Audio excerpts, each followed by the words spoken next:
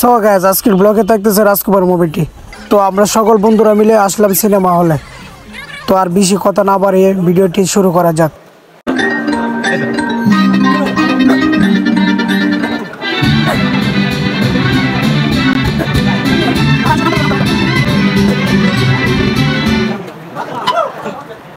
Hello everybody guys, আসসালামু আলাইকুম, ঈদ মুবারক।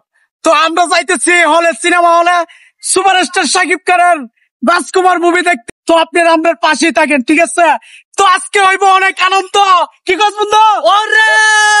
আপনারা কিন্তু ওর পাশে থাকবেন। যা হইব আজকে সিনেমা হলে সবকিছু আজকে ব্লগের মাধ্যমে আপনাদেরকে দেখানোর চেষ্টা করব, ঠিক আছে? হ্যাঁ রাজকুমার কই কই সিনেমা হলে রাজকুমার সো গাইস, তো আমরা কিন্তু আজকে যাইতেছি ঈদের আনন্দ উপভোগ করতে, রাজকুমার মুভি দেখতে, ঠিক আছে? তো আমাদের মতন কে কে শাকিব খানের পাগলা ভক্ত আছেন একটু কমেন্ট করবেন, ঠিক আছে? কমেন্টে জানাবেন। হ্যাঁ হ্যাঁ গাইস, আমরা শাকিব খানের প্রিয়তমার মুভির পরে 1 বছর পরে রাজকুমার মুভি দেখতে আইছি। তো শাকিব খানের মুভি ছাড়া আমরা সিনেমা দেখি না, ঠিক আছে?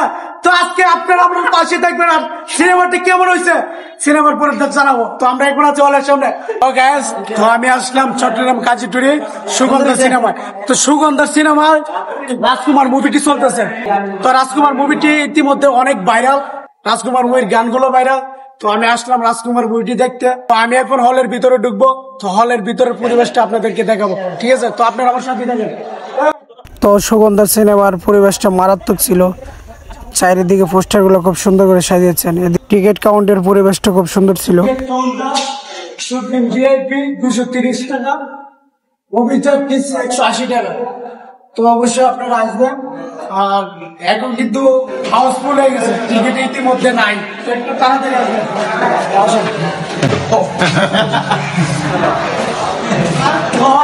আমার এলাকার প্রাইভেটার অনেকে সেলফি নিতেছে পোস্টারের সামনে।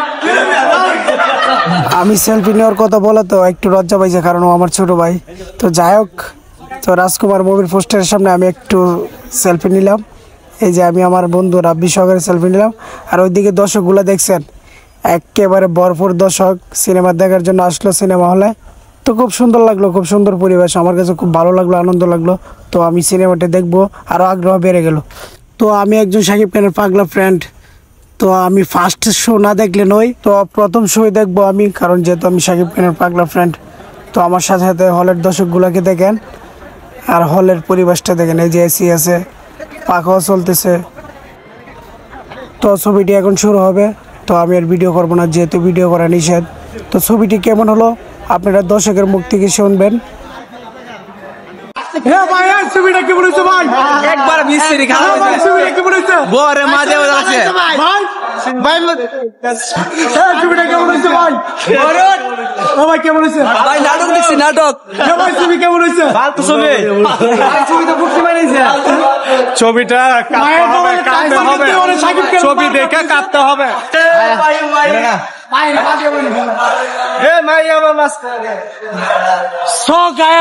তো আমি একটা কথাই বলবো, হিমেল আশরাফের প্রিয়তমা মুভি দেখে আমরা কান্না করছিলাম।